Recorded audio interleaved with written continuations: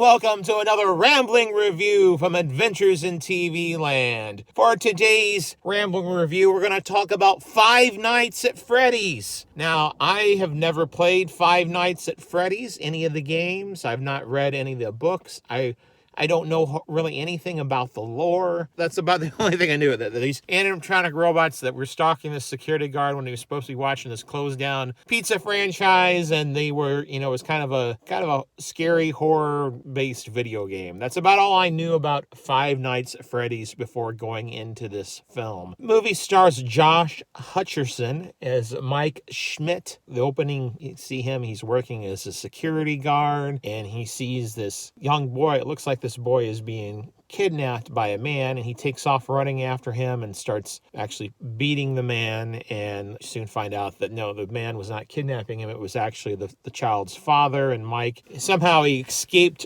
being charged, criminal charges, but he did lose his job as a result of all that. Mike, he is trying to raise his younger sister, Abby. Find out later their father died, and they don't know where their mother is exactly, but she is not around either. I don't know if she's in a home or what. It's never really specifically addressed, I guess, in the film. Mike has custody of his sister Abby, and she loves him dearly. And his aunt, she is trying to take Abby away from Mike. Mike knows his parents, they wanted them to stay together. He also loves his sister, and he knows he really is the best fit for her, not his aunt. So Mike, he reluctantly agrees to take this job as a night security officer at this rundown pizza franchise, Freddy Fazbear's. And he's supposed to just watch over make sure the electronic animals are okay, and make sure nobody breaks in while he's there during the night. Of course, when he's there, things start to happen, and the story takes several interesting turns of events. For those of you who are familiar maybe with some of the lore and have played the games, I mean, you have an idea what's going to happen, maybe some of the twists and turns that happen in the film. I was not. A couple major twists really that I did not see coming. At least one of them I should have seen, but I didn't see it coming. The film, it's kind of it's not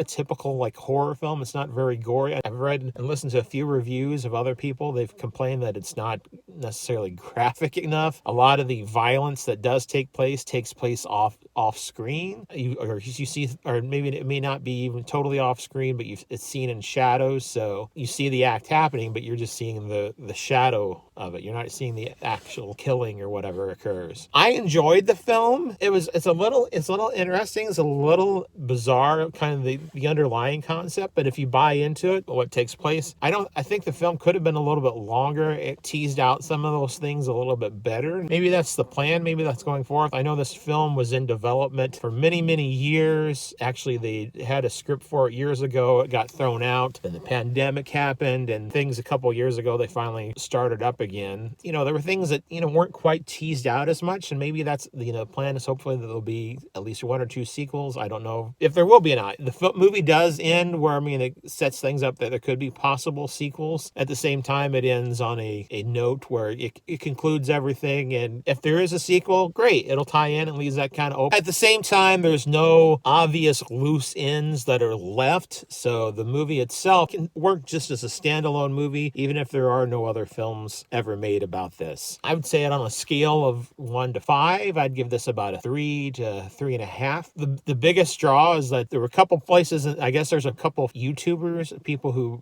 have their careers were somewhat built off of their exploration into this game. I didn't know who they were, but the audience that the movie theater I was in, they like clapped, and when there was all these whispers going on. One is there's this guy who's a taxi driver. Everybody like kind of cheered when he was on screen and went nuts. And there's another guy, I don't know who he is, but he's a server in this little cafe, and there was a lot of whispering and stuff when he appeared on screen, at least at the movie theater I was in. I didn't know who they were, but they do have cameos in this movie. Five Nights at Freddy's, another rambling review from Adventures in TV Land. Thank you for watching. Until next time, that's a wrap.